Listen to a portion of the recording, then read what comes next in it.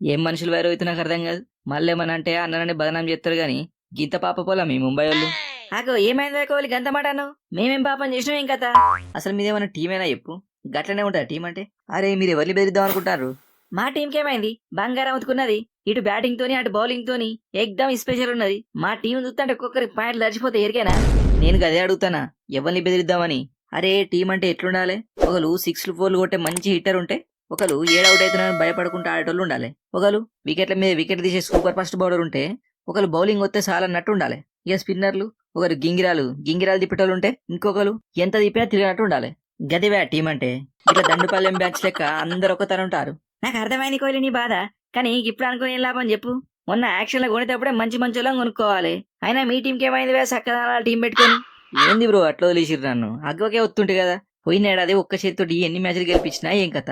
గసొంటిది నన్నెట్టిడిచిర్రు? తమ్ముడు గజ్జు నిన్ను వదిలేసినాం. నీ అసంటోళ్ళు మా టీంలో పనికిరారు. నీకు ముంబై వాళ్ళే కరెక్ట్. నిన్ను కావాలని వదిలేసినాం, అర్థం చేసుకో తమ్మి. ఏం గుండన్నది? నీ టీం కన్నా పక్క టీం మంచిగా ఉండాలనుకుంటున్నావులే. ఎంత మంచినవన్నా. ఈతురన్న ఆర్సీబీ కప్పు రావాలని దేవునికి ఫోన్ చేసి మొక్కుంటా. దిల్ జాక్స్ నువ్విప్పుడు గీ ముంబై పిల్లగానివి. పక్క టీములను భయపెట్టాలా గానీ ఇట్లా జాలి దయ చూపెడతట్లవా? హార్దికు మాటలలోనే గీ జాలి దయ. చేతలు చూస్తే చెమటలు పడతాయి. ఆర్సీబీ మీద ఒట్టే చెప్తానే కప్పు కొట్టేంత నిద్రపోయేది లేదు. గది ఈ మాట మంచిగా ఉన్నది. పోయినాడదే ఇజ్జతంతా పోయింది. ఈ తూరి కప్పు కొట్టి మన ముంబై ఏందో చూపియాలే. గింత మంచి టీం ఉన్నాక కప్పు కొట్టకపోతే ఎట్లవే? నీ అవ్వ ఏం టీం ఉన్నా చూడు. ఏముందన్న టీంలా? గీ ఇషాన్ కిషాన్ లేకుండా అదో టీమా? నేను లేకుండా కప్పు కొడతారా మీరు? మాట్లాడితే అర్థం పర్థం ఉండాలి.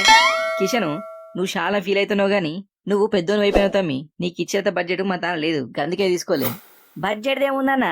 నిన్నేమన్నా ఎక్కువ అడిగినా నువ్వు పిలిస్తే చాలు షెడ్డి చేతులు పట్టుకొని ఊరుకొచ్చుటోని. ఇక అంతా అయిపోయింది. ఇడాకులు తీసుకున్నాం కదా, ఇక ముంబై నిడిచేదే లేదు. రప్ప రప్ప రప్ప కొట్టుడే కొట్టుడు. చాలా ఎక్కువ మాట్లాడుతున్నావు గాని మాతా ఉన్న బౌలర్లు ఏమన్నా పుల్లలు ఏరుకుంటారు అనుకుంటున్నావా? పుల్లలు వేసేసే రచ్చగాళ్ళు బూమ్రా, బోల్ట్, దీపక్ చాహరు గాళ్ళు వేసే స్పీడ్కే సగం మంది చచ్చిపోతారు. ఏందనుకున్నాను యాది మర్చినావా? నేను కూడా రయ్యమని ఫాస్ట్ బౌలింగ్ ఎత్తా, గట్లనే బ్యాటింగ్ కూడా ఎత్తా. గసంటిది నా గురించి చెప్తానే లేవు. అర్జున్ టెండూల్కర్ నిన్ను తీసుకోనికి మీ నాయనకి 40 లక్షలు ఖర్చయింది. నిన్ను మళ్ళీ టీంలో ఏడబెట్టుకోవాలి చెప్పు. అంకుల్ కావాలంటే ఇంకో 20 లక్షలు ఇస్తా గానీ నన్ను ఆడిపించుకోవాలి. నేను ఏందో చూపించే టైం వచ్చింది అనిపిస్తాంది. ఒరే నాయన ఏదో మ్యాచ్లు ఆడిపిస్తా గానీ నువ్వు నన్ను గిట్లా అంకుల్ అని విలువకు. ఇప్పటికే ఎప్పుడు రిటైర్ అవుతున్నావు అని అడుగుతురు. నువ్వు గిట్లా అంకుల్ అన్నది ఎవరైనా ఇంటిరంటే ఇంకా నువ్వు రిటైర్ కాలేదని అడుగుతావు. అన్న నాకు ఇప్పుడు ప్రమోషన్ కావాలి చూడుర్రి, లేకపోతే ఊరుకునేదే లేదు. అబ్బా తమ్ముడు అంటే ఏంది ఇప్పుడు? నాకు కెప్టెన్సీ కావాలా లేకపోతే ఎంపైరింగ్ ఏమైనా చేస్తావా? ప్రమోషన్ అంటే ఏందన్నట్టు?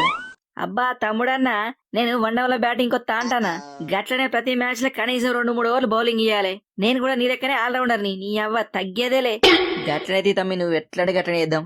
చూసిరే కదా వీడియో నచ్చిందా లేదా? నచ్చితే లైక్ చేయరి, లేకపోతే కింద కామెంట్ చేయరి. గట్లనే సబ్స్క్రైబ్ చేసుకొని గంట కొట్టుడు మర్చిపోకురి.